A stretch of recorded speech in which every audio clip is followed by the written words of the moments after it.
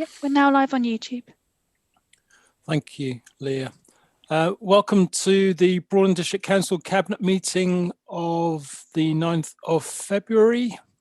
The meeting, as we have at the moment, is being conducted virtually. So if you could please all remember the usual etiquette and ways in which we try and do things to maximise the use of the systems. So first item on the agenda is to receive declarations of interest. Is there any declarations from anybody? Chairman, do you want me to take a roll call and I wonder if we do that with the minutes and the roll. Yeah, okay. All right, we'll do the roll call and the declaration of interest at the same point in time. Yep. Sorry, James. Thank you for the reminder on that one. Okay, so do you want to start that off then, James? Yes, I will. Councillor Copplestone, do you have any declarations of interest? Yes, present, and I'm in receipt, or my business is in receipt of the local restriction support grant and the closed business lockdown payment. Thank you. Councillor Emsall. Present, nothing to declare. Councillor Hempsall. Present, nothing to declare. Councillor Judy Leggett. Present, nothing to declare. Councillor Mancini Boyle. Present, no declarations. Councillor Vincent. Present and no declarations. And Councillor Wymark. Yeah, present and no declarations. Thank you. And the other members present are Councillor Adams. No declarations of interest. And Councillor Kay Leggett. I believe I saw him earlier. Oh, yes. Present and no declarations of interest. I see Councillor Kelly is here. Present, no declarations. And Councillor Riley. Yeah, no declarations. Thank you, James. And Councillor Morrell. No declarations. And Councillor Karen Vincent. Present and no declarations of interest. Thank you. Thank you. That's complete. Thank you, James. Okay, so that moves on to apologies for absence. I don't believe we have any. No apologies, Chairman. Thank you. We then have the minutes of the 12th of January, starting at page 6. Can I take those on block? Are they correct? Is there anything that anyone has that needs amending or updating? Fran, you've got your hand up. Yeah, thank you, Chairman. Yeah, it was just on page 10, the top of page 10. It refers to the SNAP Community Links Group. It's actually SNAB, B for Bravo. It's South Norfolk and Broadland Community Links Group.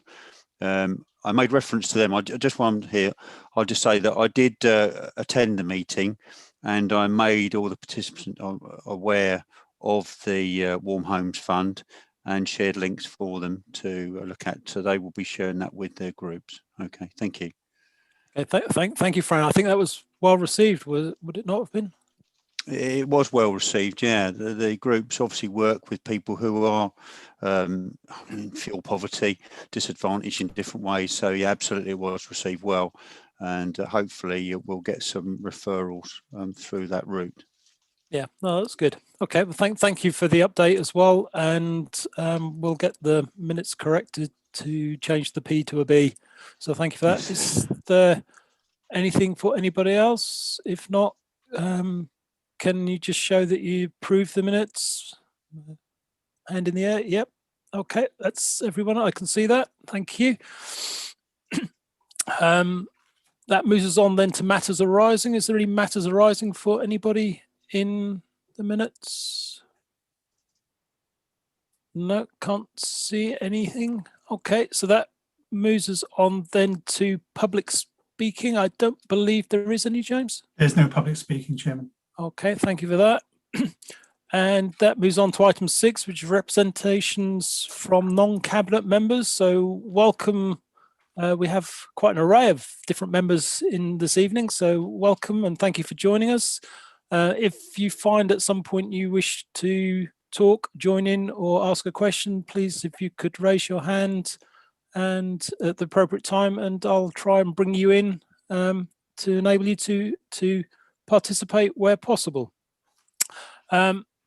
Okay, that moves us on to overview and scrutiny. Again, good evening, Steve. Good to see you. Usually you come in at the appropriate times relating to the items rather than at the beginning. I assume you'd want to do it in the same way. Is there anything you want to add at this point? No, thank you, Chair. I'll probably come in. I would come in on page 232 on the hub when we get there under exempt minutes, Chair. Okay, thank you for that. I'll make a note of that, but hopefully if I forget, you will remind me. If not, someone else will, I'm sure. That moves us on then to the Economic Success Panel and to receive the minutes of the Economic Success Panel. Joe, is there anything you want to make comment on that? No, Chair, not really, other than the Economic Success Panel of the 1st of February. Unfortunately, the minutes of that meeting aren't here, but that sort of superseded that original meeting in December. Thank you. Okay, thank you for that. And welcome, Martin. I think that was your... No, that's the wrong panel, isn't it? Martin did the other panel. Sorry, my mistake.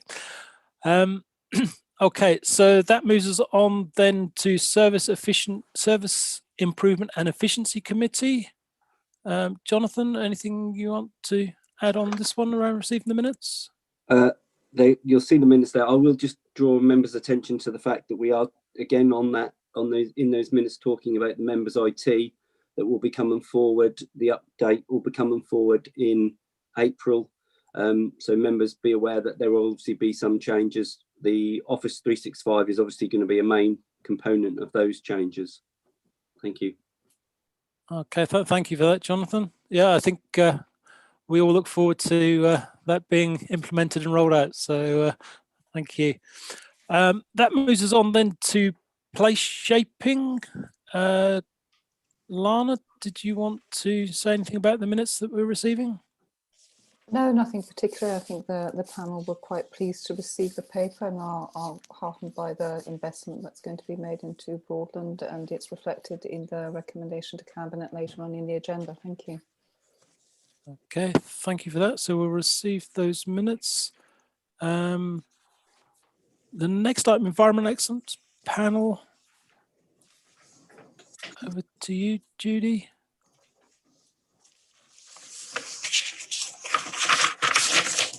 Thank you, Chairman.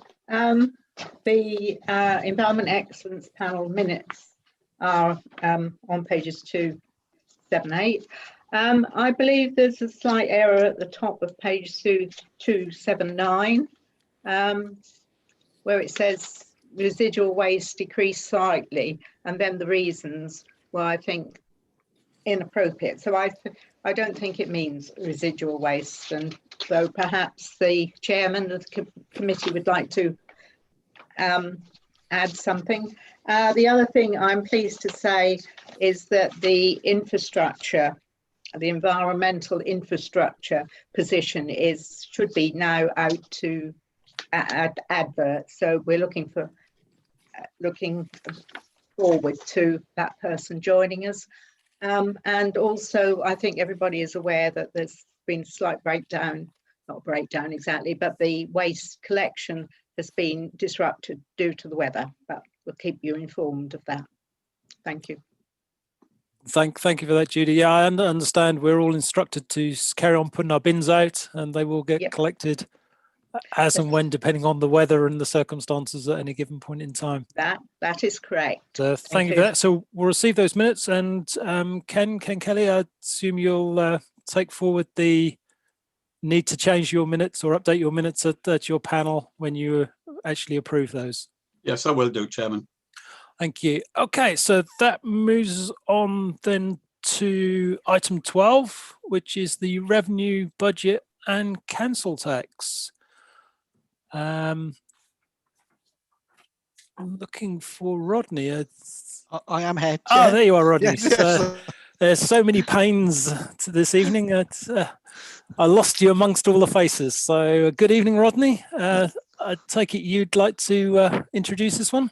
Yes, please, Chair. I'll try and keep it brief because I know you've all diligently read the papers, and I know a lot of you attended overview and scrutiny as well, where these claim papers were considered. So I'll try and keep it reasonably brief. But very much this report is the first of 3 papers for tonight, which overall set the budget for this council for the forthcoming year. And very much this report and the other 2 reports are very much the conclusion of the budget setting process that's been going on for the past few months. So very much at this meeting, we're asking Cabinet to use the information in this report to make a recommendation to full council on the 25th of February to set the budget and the council tax for this council. The key message in this paper is very much the report is based on a council tax next year of £129.91, which represents a 3.5% rise compared to the current year charge of £125.52. The papers are set out very much are a balanced budget, and there's no need to call on our reserves to fund the budget. But I'm aware that members may wish to make some small changes to the budgets, which they're entitled to do as part of this paper. Very much these budgets are very much linked intrinsically to the delivery plan, which is also on the agenda for this evening's meeting. I'd like to draw your attention to the 2 appendices, Appendix A, which very much gives you the breakdown of the budgets by service area, and Appendix B gives you the information of how the budgets have changed from the current year to what is being proposed for the following year for 21-22. I think it's worth pointing out that actually there is provision in these budgets, as mentioned in paragraph 2.16, for COVID and COVID pressures next year, and the budgets include provision for £662,000 worth of expenditure to support our response to COVID. This is fully funded from government grants, and we're committed to come back to members with detail of exactly how we'd need to spend this money to support our residents and our businesses. Just pointing out section 3 about the local government finance settlement. When these papers were produced, we had the provisional figures, which came out in December time. I think key figures to very much to note is the new homes bonus. So for the current year, we're getting £2.3 million. For 21-22, that's going to be dropping to £1.6 million. And indeed, in future years, that's likely to drop significantly in the future as the scheme changes. The other grant I need to point out is the local tier services grant. This is a new grant that's come in this year, and it's very much to respond to the additional pressures being put on district councils. But again, this is a 1-year only grant. So again, that £366,000, which is allocated for this grant this year, is unlikely to continue in future years. So since this paper has been produced, we have had the final local government finance settlement, and I'm pleased to report that none of the main figures have changed. However, we have been awarded revenue support grant for 21-22 of £30,630. So that's an additional sum of income that will be received in next year. So if members decide not to do anything with that money, then that will be an addition to the general fund reserve that can be made for 21-22. Also need to point out in this paper, very much we set the fees and charges for next year. So very much we're proposing that the fees and charges go up by the September RPI figure, which is 1.1%. And the only exception to this is very much the green waste bin charge, which hasn't been increased for a number of years. So this is proposing an increase to that waste not Section 6 of this report is very much setting out the future projections, what's going to happen in future years, because not only do we need to consider what the budget position is for the next year, 21-22, we need to be thinking about our longer term projections.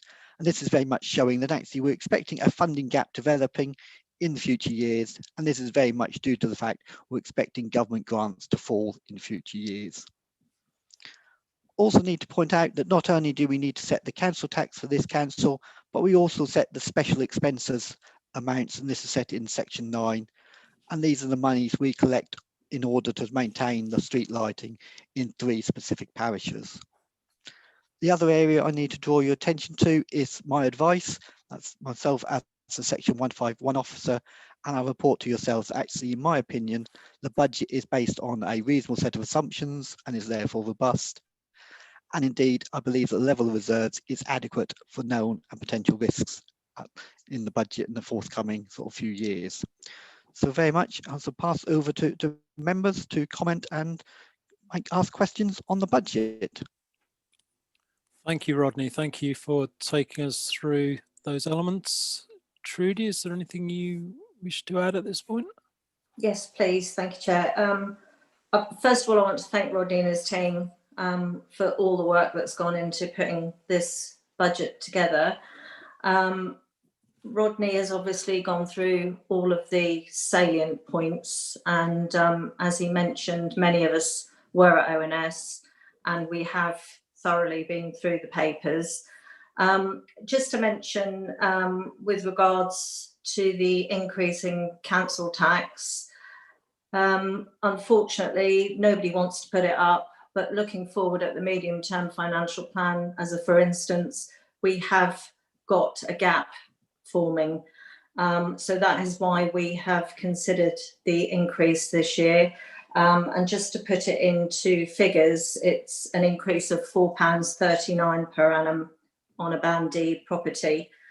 There are a few things actually looking through the report.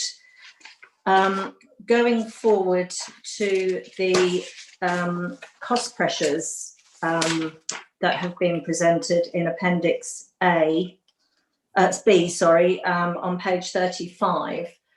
There are, and I don't know the best way around doing this, but I think each portfolio member has got a comment to make and a recommendation to make. So I don't know the best way to do this. I know there's only one that I would be raising, but I'd ask the monitoring officer maybe or Rodney how they would best prefer we do this. Is it by each portfolio member one at a time? So, yeah, advice on that? Yeah, I can come in on that. I think as long we need to make sure that Rodney is capturing all the changes that you make, so we need to make sure that he's absolutely clear on that. So I'm happy for it to be by portfolio holder, or however would be best for Rodney to be able to capture it, because obviously he will need to make sure that he's got everything captured so he can still do his Section 151 officer role. So Rodney, I'm happy to manage that however works best for you. I think I'm quite happy by portfolio. Okay, so I'll go first if you like, because mine's like the first one on there anyway. Mine is in regard to the internal audit days. I understand since the paper has come out, actually, it's now not expected to have as many audit days going forward at the moment, especially in the current situation. And again, because of the current situation, there has been less in the previous year. So there's probably an underspend coming forward. So I would like to suggest that we take that £10,000 out of there for the time being.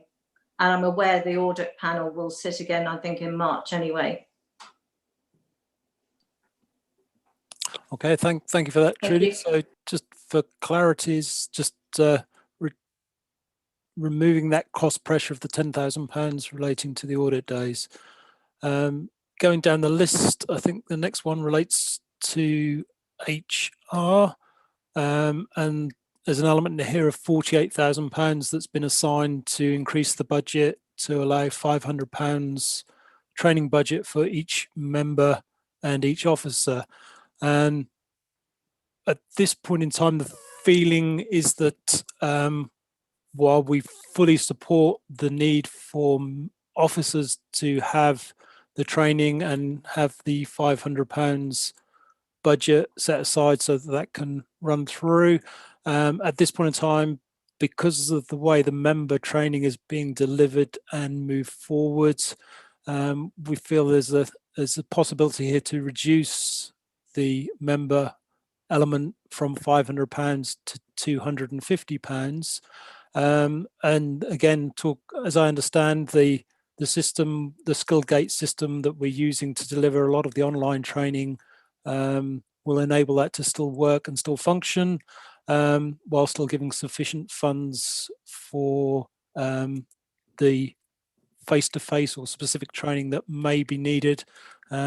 Face-to-face being the old way of phrasing it. I guess the virtual face-to-face would be the more appropriate way to phrase it these days.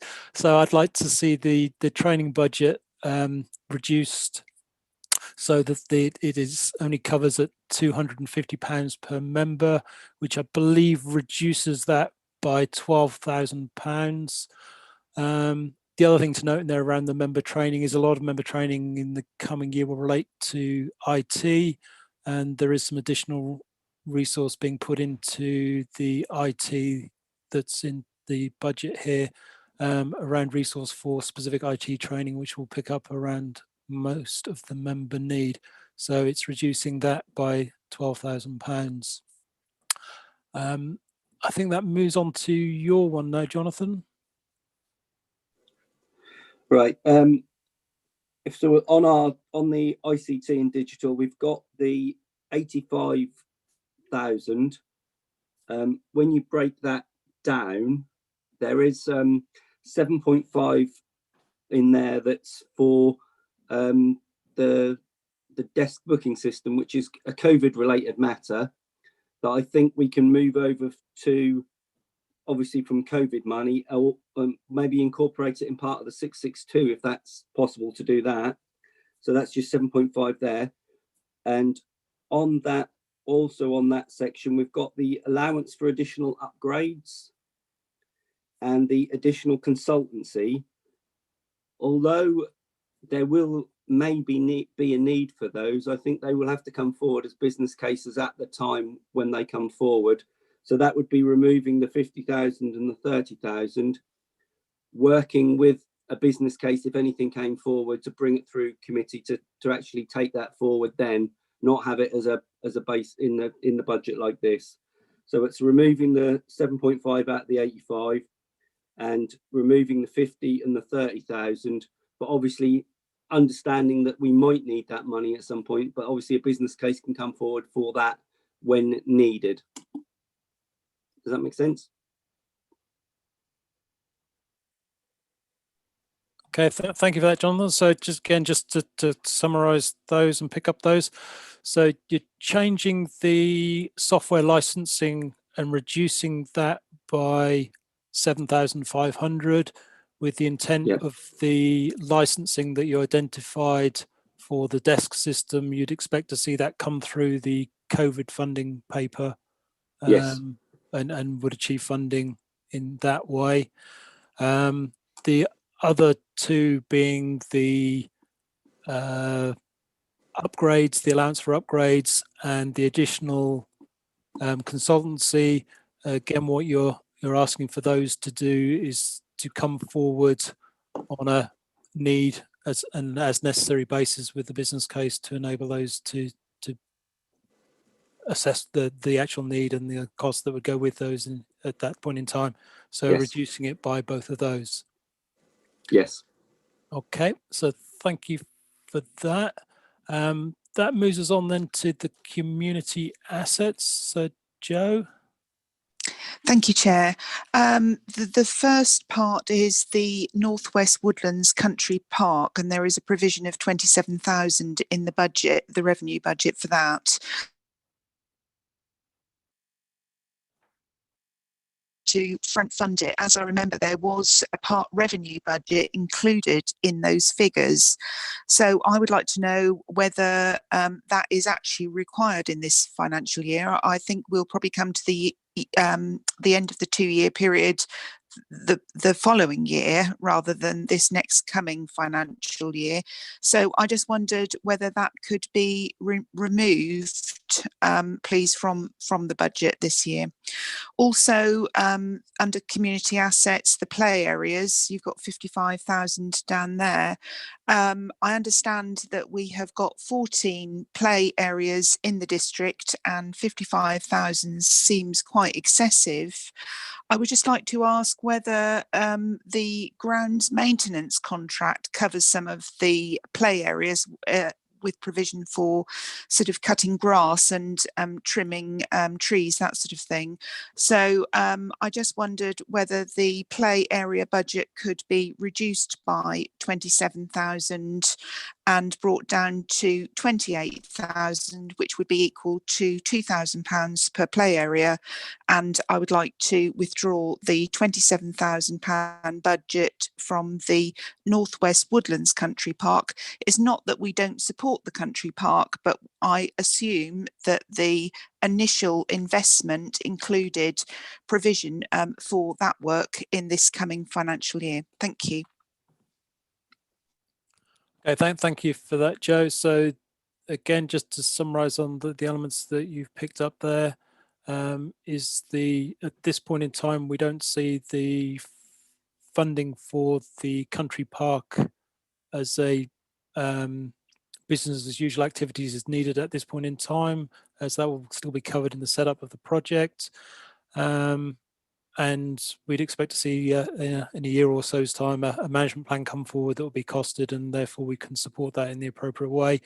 The other element there, you were talking about the play areas, and rather than having £4,000 per play area, reducing that to £2,000 per play area. I see, Phil, you wanted to come in. Did you want to comment on those? No, Chairman, it wasn't necessary to comment. I think Councillor Copston was actually asking a question which I was going to respond to, which is, can we take it out of the grounds maintenance budget? Does that cover it? They are separate budgets. So the budget for the play areas would be solely for the repair, the maintenance of equipment, and, for example, any timber fencing that may designate that area, rather than the grounds maintenance such as trees or grass. Having said that, clearly the Chairman has suggested that £2,000 would be an appropriate figure. Yeah, and clearly the level of maintenance that can go into the equipped play areas can be reduced accordingly. That clearly is a political decision. Thank you for answering. Sorry, thank you for that, Phil. Yes, I would like it reduced to £2,000 per play area, so that would take it down to 28,000. Thank you. Thank you for answering that one, Phil. Thank you, Joe. Yeah, it does. I think there's one of those ones that is an interesting one, but it is a considerable uplift on the current funding that is made available within the budget. Ken, you've got your hand up. Did you want to just comment? Yeah, thank you, Chairman. Just a question to Joe. You know, especially with the fact that, you know, that the play areas are sitting dormant and, you know, getting really battered like this, and knowing exactly from the parish exactly here, Taverman and Horsford, exactly how much it costs. Really, you know, just to have anything of it costs an immense amount of money. And I'm just wondering, the fact is that, you know, when we come back to, you know, the COVID and where all these being used, whether really, you know, reducing that at the moment would be, you know, a decent thing to do, especially, you know, the overall cost of how much it costs for repairs to them. Okay, thank you for that, Ken. I think we've sort of picked it up in the round in the conversations, in that while it is reducing what's being proposed, it is a considerable uplift on what is currently there within the budget. So the feeling of Cabinet is that's now positioned in the right place. Okay, so that moves us on then to planning. Lana, did you want to come in? Yes, of course. Rodney, my amendments are pretty straightforward. What I would like to do, if you're in agreement, of course, is take the £145,000 that is currently being put into the base budget and move that back into the equalisation fund, and then keep the Greater Norwich Growth Board and Norfolk Strategic Planning Forum and other bits and pieces, put them into the base budgets because those are rolling expenses, please. Is that? Okay, thank you for that, Lana. So again, just to summarise, or to just confirm that, so within the cost pressures for planning, there is one for the Greater Norwich Local Plan of £145,000 that you're asking to be taken out and to be covered by the equalisation fund instead. Yeah. So I mean, there were, Chairman, you all know there were particular pressures, time pressures on the board to produce the plan in an expedient way following the changes and announcements that were made in September. Hence, we're paying a bit more, but by next year, the plan will hopefully be adopted by September 22, and those costs don't really belong in the base budget. No, that's a good point. So thank you for that, Lana, and thank you for moving that around in that way. That moves us on then to waste. So Judy, did you want to come in on this one? Yes, I did. Thank you, Chair. And I'm looking at the 186 figure. That, as you can see in the text, includes an inflationary increase in the gate fee. However, there have been discussions between News and the districts about the fee, and whilst nothing has been finally arranged, it does look as if there will be a significant increase, and so thus we think it's only prudent to include this in the budget. So this increase would take that figure 186 up to 561. Obviously, we will report back when we know what that increase is going to be, but that would seem to be a prudent figure given the discussions that have been taking place. On the other hand, the waste, a mere 7,000 there, that is, there's no need to change that. That is for the biomass boiler at the depot. I think that's all I need to say. Happy to answer questions. Okay, thank you for that, Judy. So again, if I've understood correctly, you're asking for an increase to be made for the allowance of increased costs of recycling. Yep. And the other element is to pick up what we now know to be the case with the, and I'm looking for the words, with the actual, sorry. I was going to say potential increase. The potential increase, yeah. No, probably expected increase. Say likely increases is the words I think we're using, but also allowing for the rebate that you were expecting of the £57,000 to reduce the initial number as well. I believe were the two elements that you were covering. That's right. That was in the 186. Yeah. Yeah. Okay, so thank you for that. I think we've done the round. Judy, sorry, Trudy, over to you. Yep, just to say, yeah, I think we have, other than to say that the revenue support grant that Rodney mentioned that was announced on Thursday, we'd like that in combination with the reductions that we've put in to be put towards the increase in the gate fee. And I'm aware there would still then be a small draw on general reserves of around 30k. So on that basis, I would like to recommend to council all the bullet points in item 1 on page 32, and that Cabinet agrees to item 2 on page 33, and that Cabinet notes item 3 on page 33, if we're happy to take those on block. Thank you. Okay, thank you for that, Trudy. Yeah, I think we'll take those on block.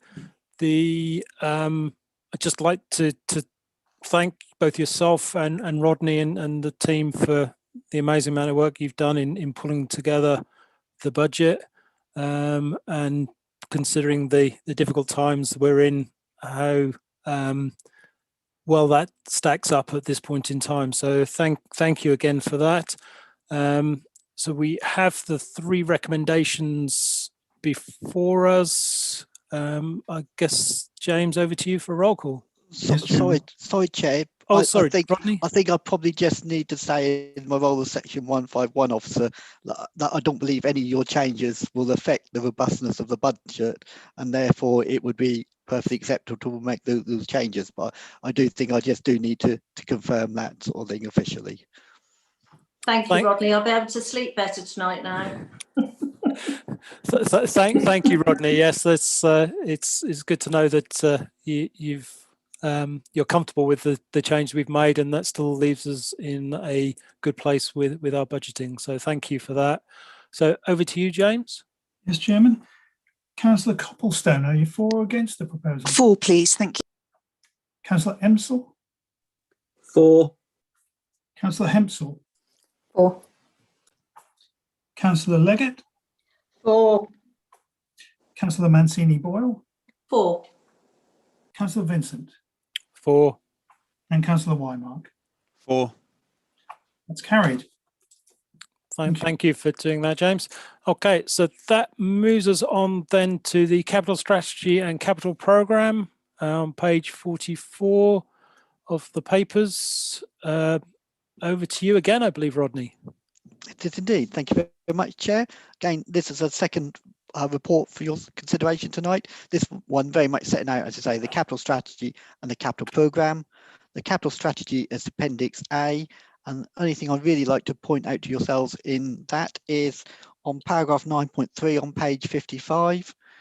I think it's useful to highlight that table, which very much shows how actually some of the schemes we're proposing very much support the objectives of the council, because I think it's important that this capital strategy very much identifies what we're doing and why we're doing it, as in these are the projects and they support our proposals and our aims and ambitions as a council. And obviously the other main document is Appendix B, which very much details the detail of what programs and what expenditure patterns we're expecting over the next few years. Very much the plan for 21-22 is a capital programme of £17.6 million, which is higher than it's been for a number of years, but I think we do detail there exactly what we're proposing to spend it on. And very much the key element in that is that food hub project, which although the full cost falls to this council, it is being funded in partnership with sort of the LEP and with the European sort of development money. So very much, I don't think I've got anything to add very much to this. This programme is affordable, and at the moment we're not proposing to need any borrowing to fund the capital programme. Very much for over to Trudy, is it, for further comment? Thank you for that, Rodney. Over to you, Trudy. Yes, thank you. Yes, actually, I'm quite excited by this. This is the biggest capital programme we've ever had since I've been on the council. So we know going forward from the previous paper, the funding gap needs to close. And the only way we're going to do that is by closing it ourselves, really, and getting a bit more productive than we have been.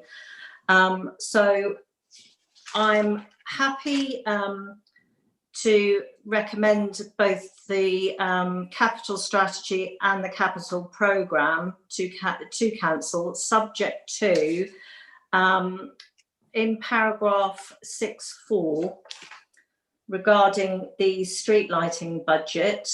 I would like no work to commence on that as such until we've seen a business case. So I would like, in Appendix B, I'd like to have a yes next to business case. So that's the only amendment I would make. Thank you. Okay, thank you for that, Trudy. So any questions from Cabinet on these pieces? No? Okay, so we have the recommendation there, which is the recommending the capital strategy at Appendix A and a capital programme at Appendix B with the amendment that has been noted. Again, James, is you for the roll call. Yes, Jim. Councillor Copplestone, are you for or against the proposal? Oh, please. Thank you. Councillor Emsell? For. Councillor Hempsell? For. Councillor J. Leggett? For. Councillor Mancini Boyle? For. Councillor Vincent? For. And Councillor Wymark? For. That's carried, Chairman. Thank you, James. That moves us on then to item 14 on page 59, the Treasury Management Strategy Statement. And over to you again, Rodney. Thank you very much. You'll be pleased to know this is the third and final paper for me tonight. Very much this is the final paper, very much looking at our Treasury management policy and strategy. I must admit it is quite a complicated report, as there is a lot of information we're required to put before members. I just really want to highlight a couple of bits on there. First of all, paragraph 2.3, I think it's worth pointing out the principles of the Treasury management strategy. Very much the most important thing is the security of our investments. If we invest £1 million with an organisation, the first thing we want to do is ensure that we will get that £1 million back at the end of the investment term.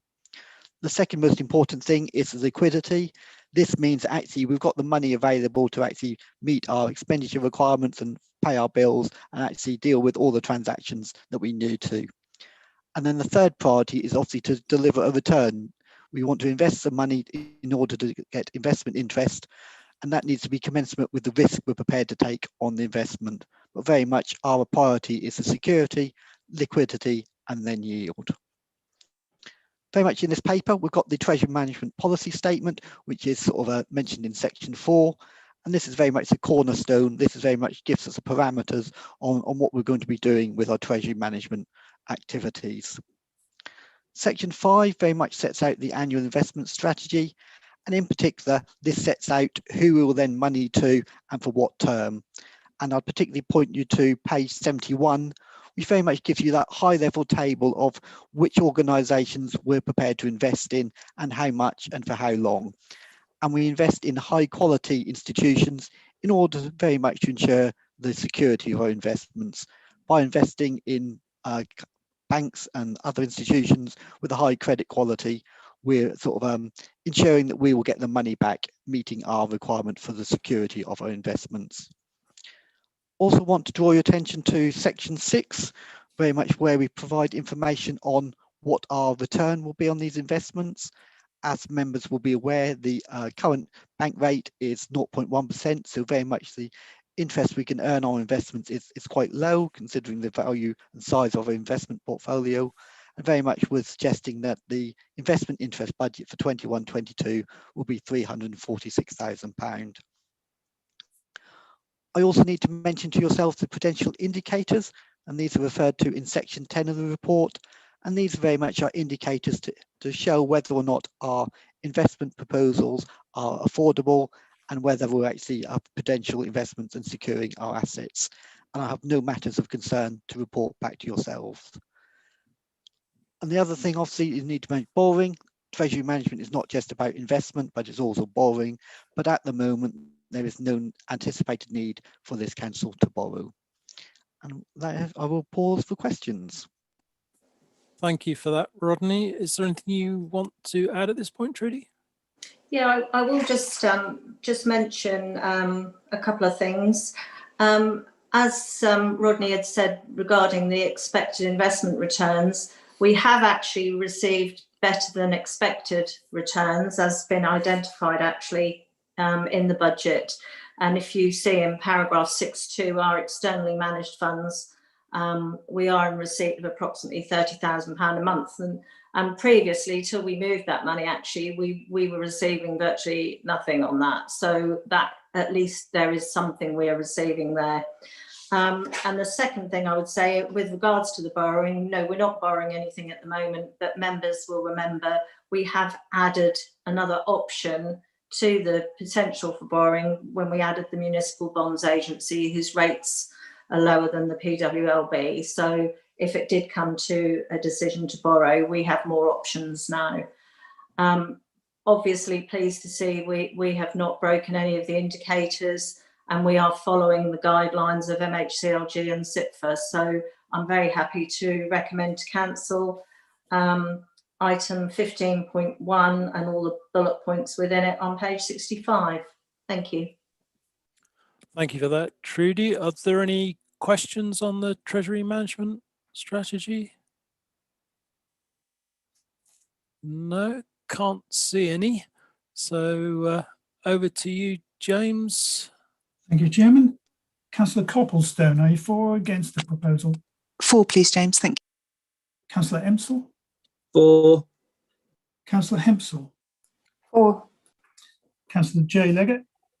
For. Councillor Mancini Boyle? For. Councillor Vincent? For. And Councillor Wymark? For. That's carried then, Chairman. Thank you, James. That moves us on then to Council Tax Assistance Scheme for 21-22, item 15 on page 87. Over to you, Trudy, I believe. Yeah, I don't know if either Richard or is here, whether he wants to say anything, or I'll go ahead. I am indeed. Thank you, Councillor Mancini Boyle. He looks keen. So, Richard, over to you. I don't always get to see his face. Sometimes it's just his voice. Well, I'm hoping this is a nice quick one. So Oh, today, you've done it now. Yeah, I know. I'm hoping that'll be it. So here today to present our biannual reconsideration of a council tax assistance scheme. We're legally required to do this each year. Last year we made quite substantial and turned out to be very timely changes to our council tax assistance scheme.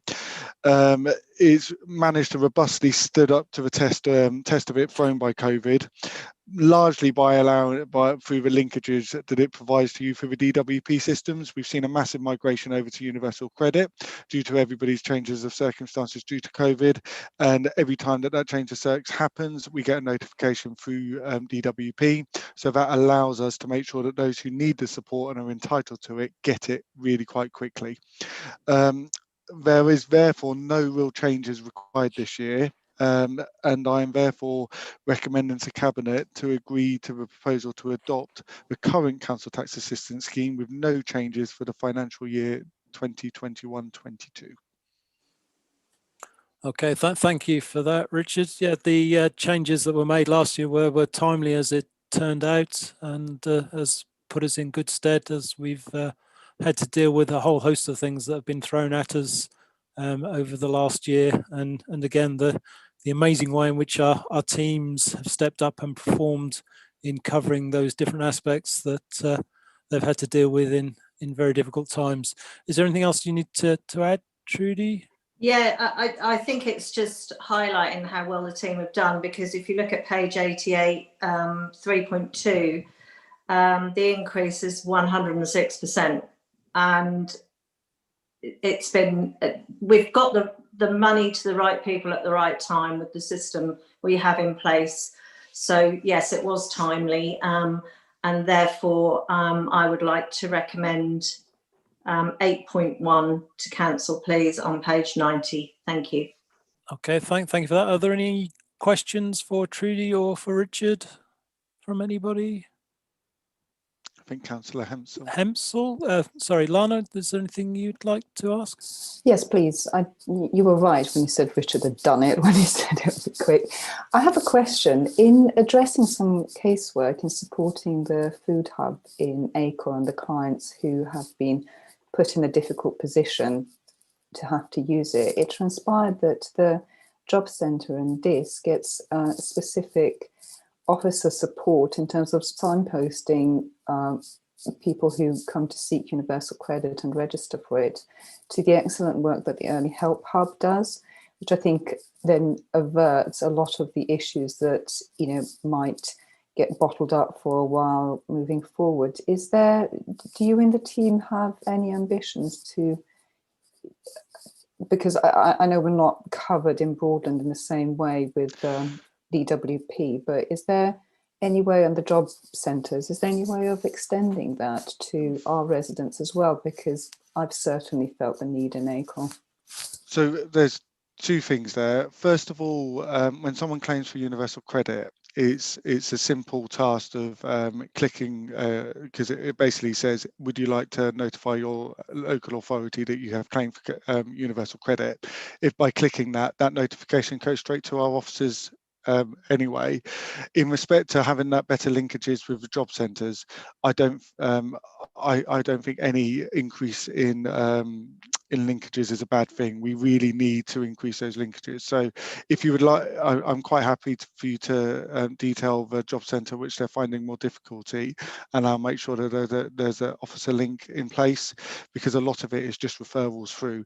We used to be present in this job centre, but the actual amount of time in which that was utilised and the amount of customers that actually utilised that was so small that we pulled that away. So it's really regarding relationships. We need officer relationships to be there, so when someone is facing someone who is facing difficulties, they know the person within Broadland District Council to call. So we just need to make sure those relationships are present. Can I just come back on that? Because what we do in Broadland is actually quite unique in the country. Talking to Mark, what we do is really quite specific and unique, and the support we give isn't present elsewhere in the vast majority of other councils. And I just feel that, that sort of support, people just simply aren't aware of it. They just think that everybody gets treated the same, but actually a lot of that discretion is down to how things are handled at district level. And I feel it's important that, especially now, we reach out to as many people as we possibly can and just say, look, we're here for you. I couldn't agree more. I really couldn't. And we try and get the message out there that we are there for people. And also the message about the Early Help Hub is getting out there more and more and more to make sure that we have that kind of single point of contact, because although someone may have issues with their benefits, it's often much wider than that, and we want to be able to assist them holistically, and that's where the Early Help Hub really comes into its own, because then they can port out each inquiry to each individual officer who is best placed to meet that need. Okay, thank you for raising that, Lana, and thank you, Richard, for giving the explanation. And also, it's one of those things we look to move forward on and make better use of, and it does emphasise the good work that is done at district level, which is so needed by many of our residents at this point in time. So thank you for that. So the recommendation is at the top of page 90, 8.1. James, you can do the roll call. Yes. Councillor Copplestone, are you for the proposal? For, please, James. Councillor Emsall. For. Councillor Hempsall. For. Councillor J. Leggett. For. Councillor Mancini Boyle. For. Councillor Vincent. For. And Councillor Wymark. For. That's carried, Chairman. Thank you for that, James. That moves us on then to item 16 on page 91, which is the Greater Norwich Growth Board Joint 5-Year Investment Plan. It just rolls off the tongue, that one does, as a title. So is this you, Phil? Yeah, I'm happy to pick this up. So yeah, I am waving Phil. it. Yeah, happy to pick this up. Yeah, you'll be familiar with this. This is the joint 5-year investment plan, and embedded within that is the annual growth programme for Greater Norwich. I'm not going to dwell on this whilst it remains a very good partnership, a very good piece of work. The key recommendations are on page 96, and they will obviously be to accept the 5-year investment plan, and within that the 4 projects for the annual growth programme. They include 2 projects in Broadland, which is the Broadland Sports Hub and the Bure Valley Path proposals. But clearly that is, as I've already said, part of a much wider plan and programme. I think we're up to about 88 projects across the Greater Norwich area within the entire programme. But as I said, the recommendations are before you on page 96. Thank you very much. Thank you for that, Phil. Lana, is there anything you wish to add? Yes, please. I think there's 4 projects, Phil, isn't there? And is it called the Broadland? Was it Brundle? There's 4 projects.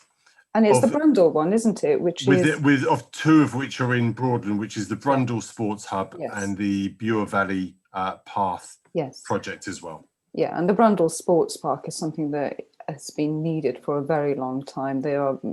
Brundall's very short of recreational space, and I think delivering this one is a key ambition both for the parish council and the district. So I'm really pleased that this was included into the infrastructure plan. And secondly is another really quite significant win for us, which is the bridge, isn't it? Can you talk to that a bit, Phil? I can talk to you about a crossing, but not necessarily a bridge liner. So it is a Okay. it is a crossing of the A140, which is providing safe access along the Bure Valley path across the A140. Feasibility work is still progressing on that, alongside a variety of other pieces of work associated with the Bure Valley path.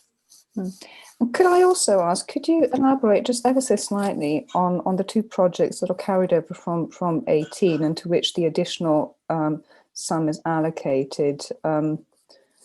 They're obliquely referred to as GP 40 something and 53. Is that it? I can, as long as you help me in terms of the paragraph that you're referring to in the report. Oh no, it's in the recommendation. So, Sorry, so my we apologies. in recommendation 2, we approved. We decided to recommend to give SIL to 4 projects. Yeah, my we apologies. decide to give some money to the capital programme for education, and also another £341,000 to projects GP 46 and GB 53. Absolutely. The leftover from 18-19. Yep. So the changes to those 2 projects relate to improvements and enhancements to Marriott's Way.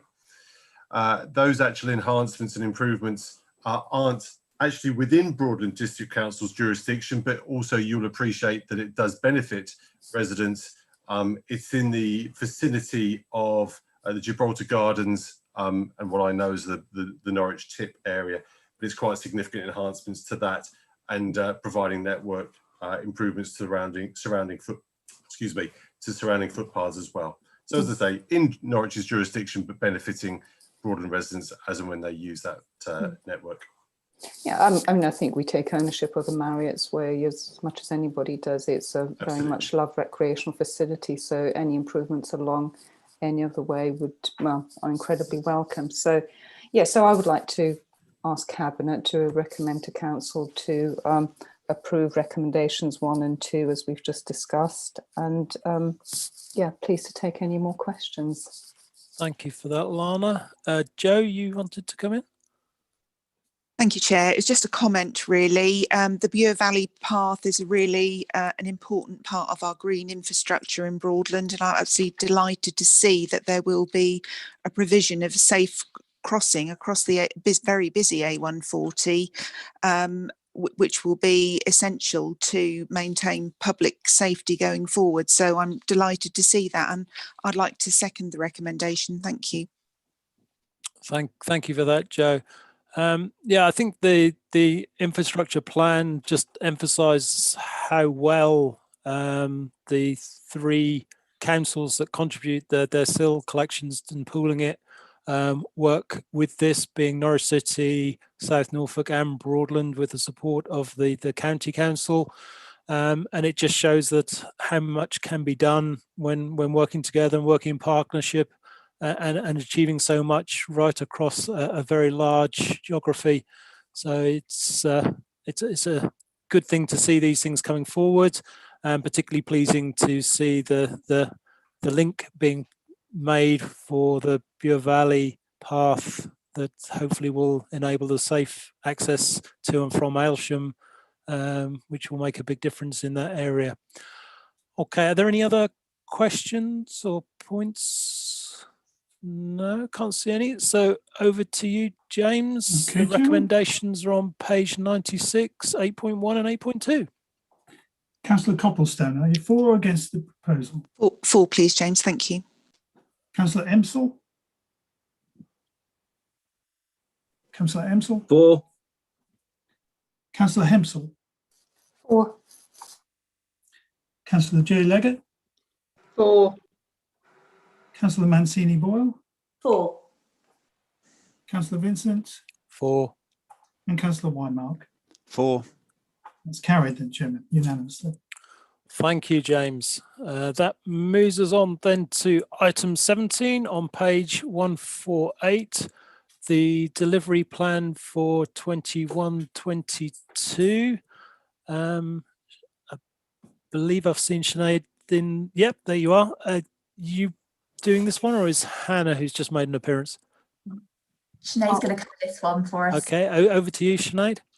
Thank you, Chair. So I'll give a brief overview of the delivery plan, and then I'll hand over to the directors in case there are any questions on their service-specific areas. So the purpose of the delivery plan is essentially to set out the key activities and programmes of work that the Council plans on delivering in the second year of our strategic plan. It was originally anticipated when we first developed our 4-year strategic plan that would be developing a new 2-year delivery plan for 21-22, aligned to a new 2-year budget setting process. But as you'll know, in March last year, the COVID pandemic hit the UK, and with the challenges this has brought, it was recognised it would be increasingly challenging and difficult for us to be planning 2 years in advance at this stage. So subsequently, Council in December in 2020 agreed to the development of the 1-year plan, which is what you've got in front of you today. The delivery plan itself is broken down into 3 key areas. So there is a section on each directorate which outlines the business as usual activities which are planning to take place, as well as the major projects and programmes of work which are planning to be delivered in the coming year. There's also an overview of the budget for that directorate alongside the plan's FTE resource. And finally, there is a section on delivery measures, which essentially sets out how we're going to measure the success of our plan, and these will be reported through into Cabinet in Q2, 3 and 4 each year. Within the plan, teams have also reflected the COVID-19 recovery plan for businesses and residents that Council agreed to in July last year. And the recovery plan essentially sets out how we will continue to look after and support our vulnerable residents and provide support to local businesses. So the delivery plan for 21-22 has also outlined the ways in which we'll respond to the continuing challenges that the pandemic has brought to us as a district. So just to sum up with the recommendation, which is that Council to approve the adoption of the 1-year delivery plan for 21-22. And I'll pause there if there's any questions. Okay, thank you for presenting that for us. As I say, we have the delivery plan there for the coming year, and it just again highlights the amazing work and things that are being done across the area, and there is just so much that is happening and improving the way in which the district is able to operate and support both residents and businesses and all the different other aspects that are ongoing. Is there any questions or comments? Jonathan, I see you've got your hand up. Just a comment really.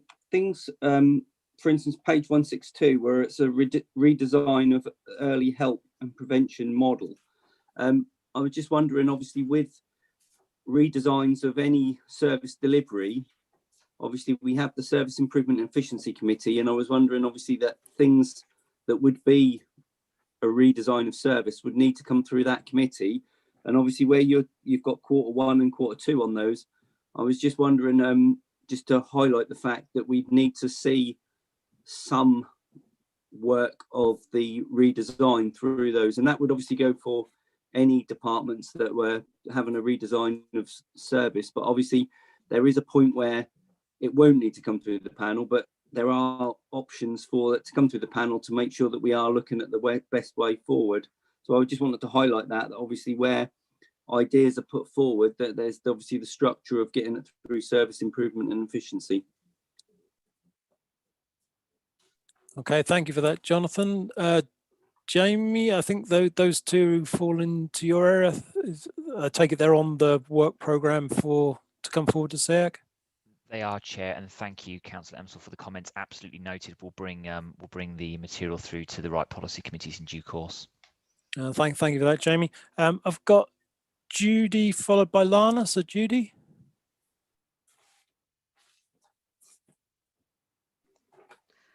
Yes, thank you, Chair. I just want to comment on C3 and C4 on page 167. I feel these are quite closely linked to obviously the service that we get from our contractor for provision of waste.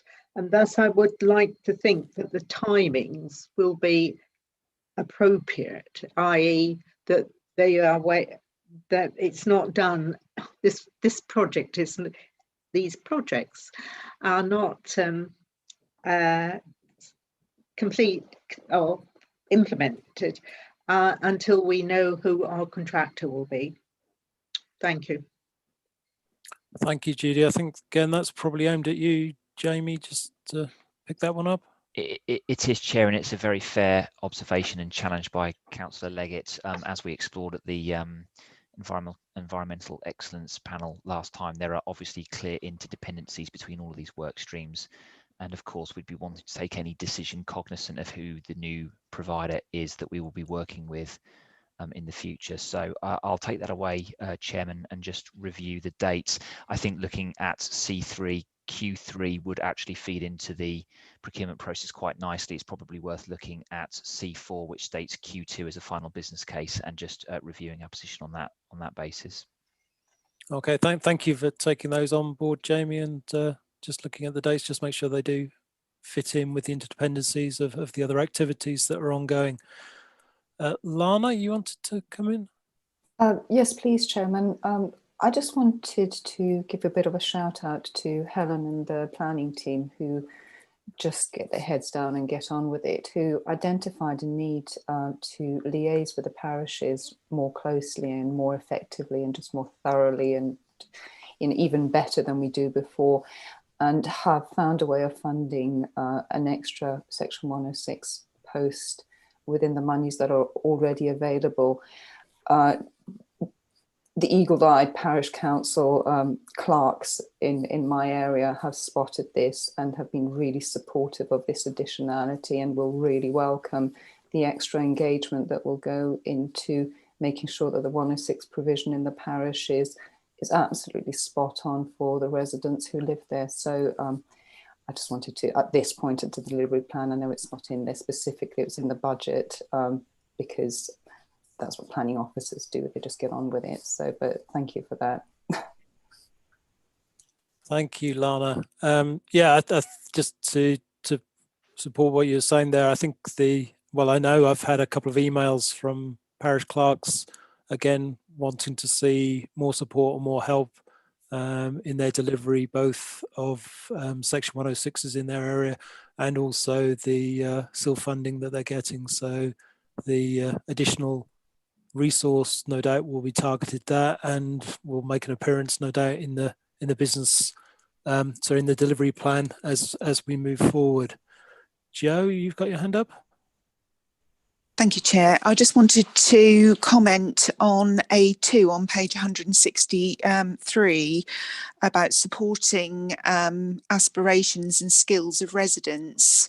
And on that page, it talks about the Kickstart scheme, the links to schools and education, and the help young people are given with their careers, and also our Choices programme, which has been absolutely invaluable. And I think as the furlough sort of ends at the end of April, skills and training will be more important than ever. And I think it's important for the council to keep a high level of engagement with our residents on those sort of things. Also, I'm very pleased to see the development of an action plan coming through for the new country park. I think that's really important. We're doing lots of important work with businesses and our market towns. And also, I'd just like to highlight the Public Service Cooperation Agreement with Norfolk County Council for the Bure Valley Path and Railway, and that is the project for £1.2 million of Interreg funding that we were awarded probably about 18 months ago. So that will be great coming forward. Thank you to all involved. Thank you. Thank you, Joe, for raising those points. And I think hopefully, Phil, you've noted the desire that we see the Choices programme come forward and the development of the training aspects which I think falls to you. Yep, absolutely noted. And I look forward to continuing the discussion with members, hoping that we can bring something to next informal cabinet. Great, thank you. Fran, you wanted to come in.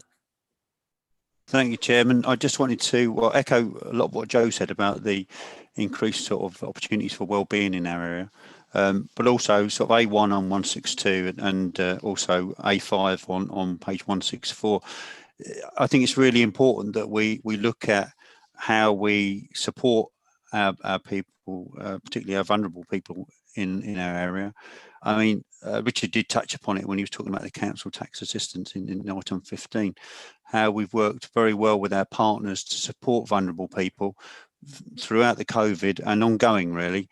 And I think redesign of early help and preventative services will certainly help in that area. So I just wanted to say I'm really pleased to see that happening. Thank you. Thank you for pointing those things out, Fran. Okay, anything for anybody else? No, I can't see anybody. So again, thank you, Shani, for updating the plan and bringing forward the delivery plan. It's always useful to see all these things together. And here we have a plan that we actually make use of and is driven forward and guides us in the different things that are going on. So it's a useful document that is used again and again. So thank you for that. The recommendation is on page 150, 8.1, that we ask Council to approve the adoption of the one-year delivery plan for 21-22. So James, I think you need to do your thing. Yes, Chairman. Councillor Copplestone, are you for or against the proposal? For, please, James. Councillor Empsall? For.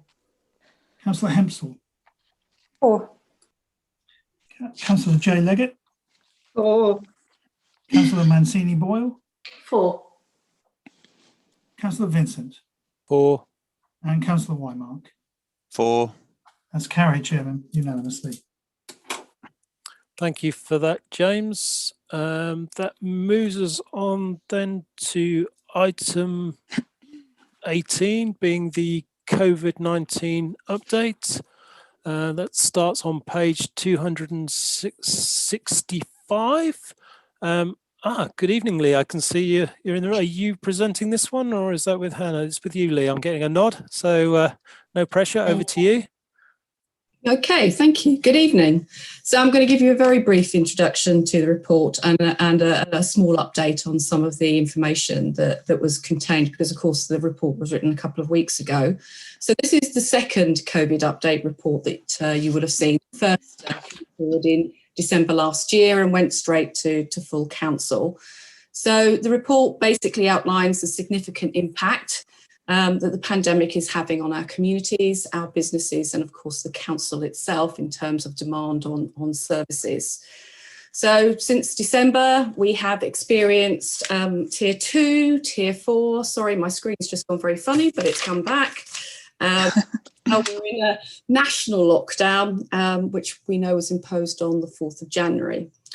So the report demonstrates the really dynamic environment that we're in, the rapidly changing environment that COVID has brought to us in terms of the infection rates, where we've seen some horrendously high infection rates in the district and far and beyond, but also those actions that prove necessary in order to respond to the impact of the pandemic, both locally and nationally. So I wanted to just draw attention to a couple of the paragraphs where this report differs a little from the previous one. So at 5.1, you have a summary of the COVID-related income to the council.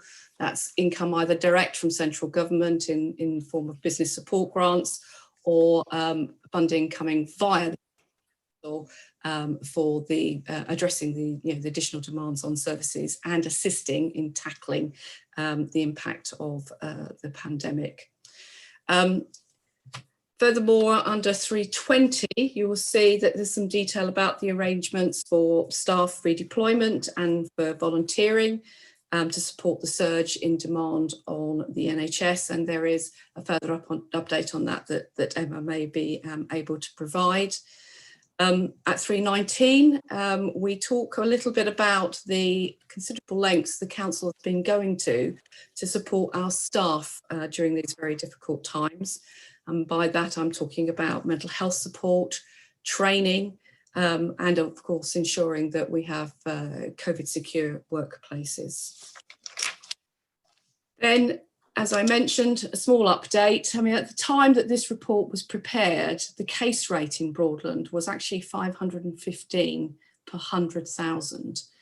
And my goodness, what a difference 2 weeks can make. We now see the published report today produced by Tim Thomas tells us that our case rate is now down to 205 per 100,000. That's a 60% increase, and it's phenomenal. Those reductions are being seen across the whole of the district.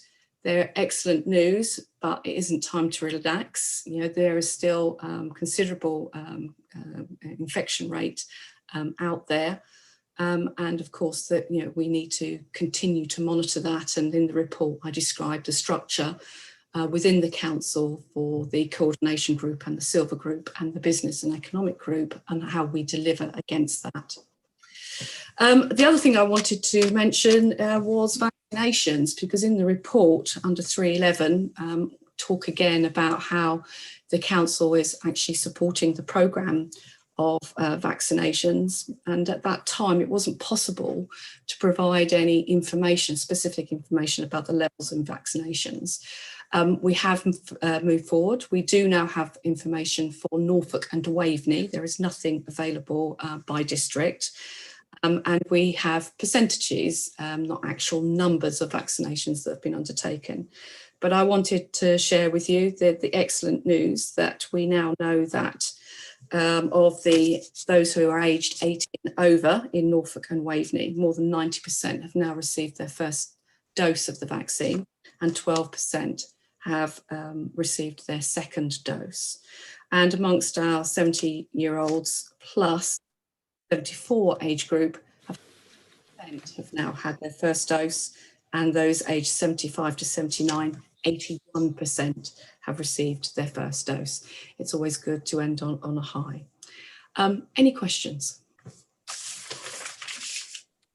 Thank you for that, Lee. Thank you for taking us through that. Yeah, it's amazing to see the activities and the things that have gone on, led by the districts across the area, and the things that we're doing.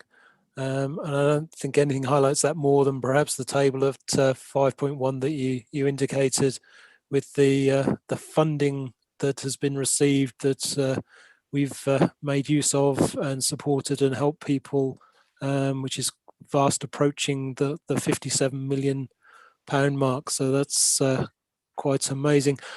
One thing that you didn't mention, and I think perhaps needs mentioning, is the enhanced contact tracing. I believe Norfolk has one of the best records of that, or have we lost our position at the table topping? Yes, certainly. I do mention it at 3.10, and I can say, by way of update, although we saw quite a peak in demand in those first weeks, that dropped slightly. And again, based on the most recent report, that has levelled off, but it has levelled off at more than 300 cases being referred through to us per week. So a significant demand there that our CSAs and our colleagues who are working within the hub are dealing with on a daily basis. I don't know if Jamie wants to add to that. Anything you want to add, Jamie? Chair, I will, if you'll indulge me. I think it goes to show the immense value that we can add as a district authority in terms of our local intelligence and the relationships we have with our local communities. And that is, I think, the single reason why we have such a success rate, in particularly those hard to reach, hard to contact, contact tracing episodes. So, you know, just again, it goes to endorse the activity of the council in respect of its community, and how localizing some of these problems can really mean a more effective solution. Thank you, and thank you for just explaining that to us. Are there any questions anyone has? Any of the portfolio holders? No. Ken, you wanted to ask something? Ken? It's not to ask, it's just a comment for what Leah said. I gather that we had over 100 staff volunteer who are out there helping in the community.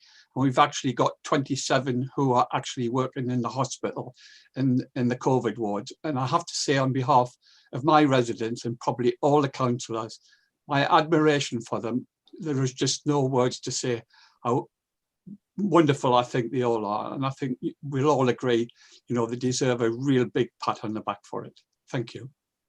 Yeah, well said, Ken. As I say, that's a remarkable achievement, and the support that our teams are giving is welcomed, I'm sure, by the NHS. Is there anything you wanted to add on that, Emma? Lee thought you might wanted to comment. I can do, or I was going to cover it off on the mutual aid agreement. Okay, we'll cover it there then. If that's okay. Yeah, no, fair enough. We'll cover it there. Anything for anybody else? No. Jonathan, yes. And then Fran. Yeah, I was just going to congratulate Lee, obviously, on putting the report together when we all know that things were changing, sort of when they change daily from a national point of view. It's very difficult to sort of get the information together and everything. So congratulations on putting the report together with the fact that things were changing on a national level all the time. But I think we have been extremely lucky in Broadland with the way that the officers have been working. I know, for instance, the businesses are very pleased with how quickly we've got the business support grants out and everything like that. And I think everything that we could do, we have done. And I think our residents really do appreciate that. It's been a very difficult year for everybody. And I think the residents are fully aware of the work that we've done. Thank you, Jonathan. Yeah, it's hopefully, as they say, we're starting to see the light at the end of the tunnel as we get a control of the infections, the vaccines are rolled out. So over to you, Fran, you wanted to come in? Yeah, thank you, Chairman. Yeah, I just wanted to say about, obviously, Ken made mention of all the teams, you know, who had gone and volunteered and worked in the COVID wards, etc. And I just think that's so highly commendable.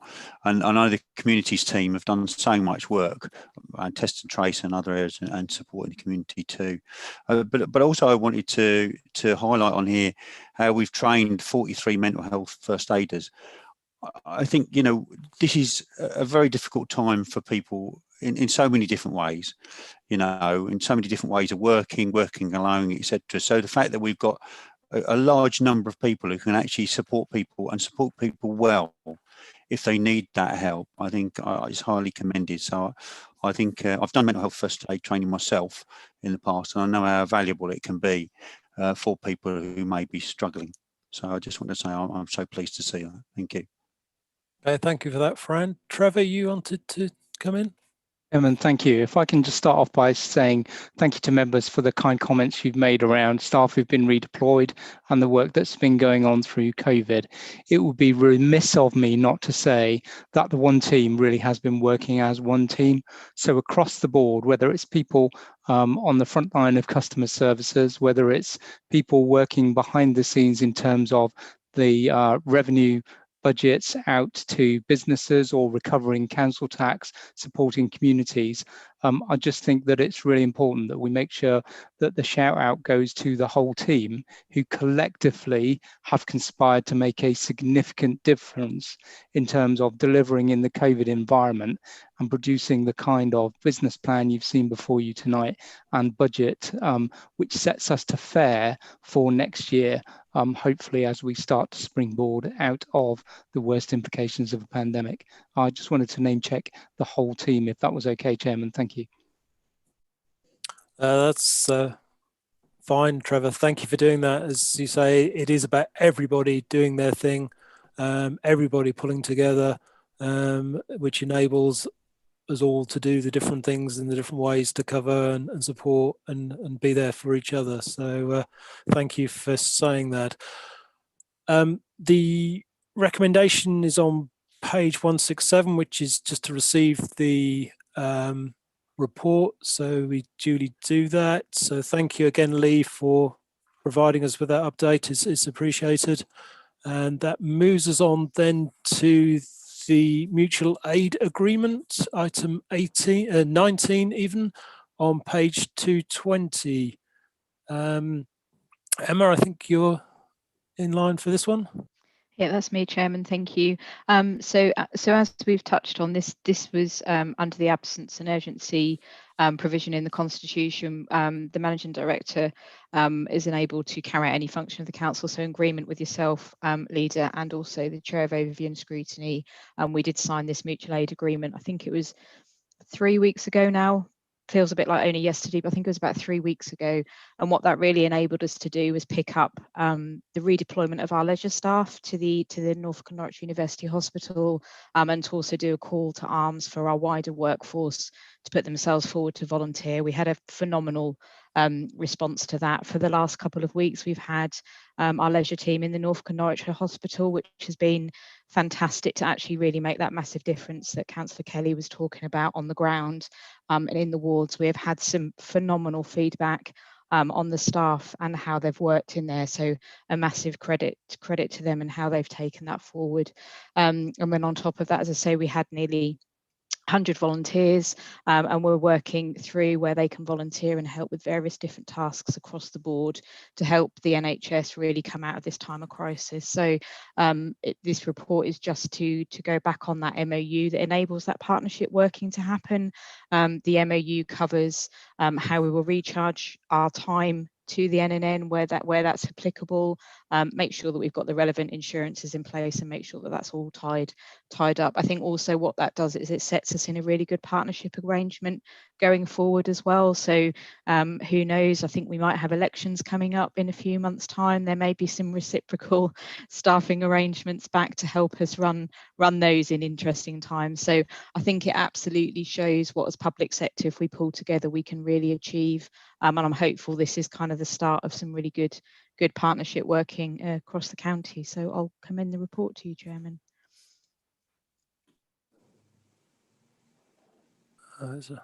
Thank you for that, Emma. Thank you for just introducing that and the comments that you've made there.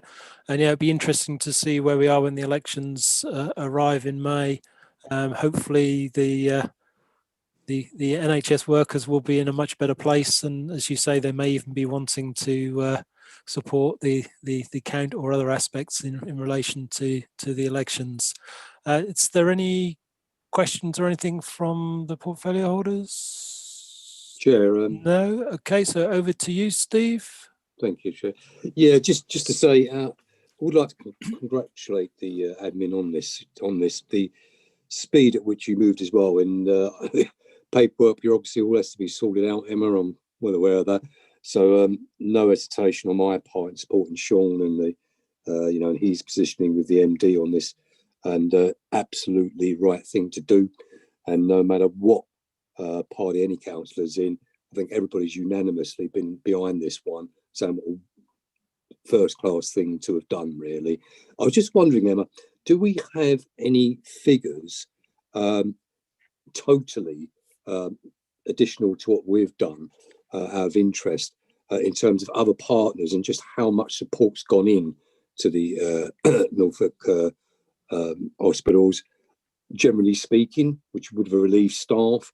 Is it 100, 200 from various partners as well? Just a matter of interest, because I think that sort of initiative probably has quite an impact on the service. Yeah, so I'm just looking to my side screen, trying to really quickly find the numbers. I have got them because we've pulled together what we did as part of the group that pulled this together. So we had all the hospitals, all the councils, all the volunteers on there.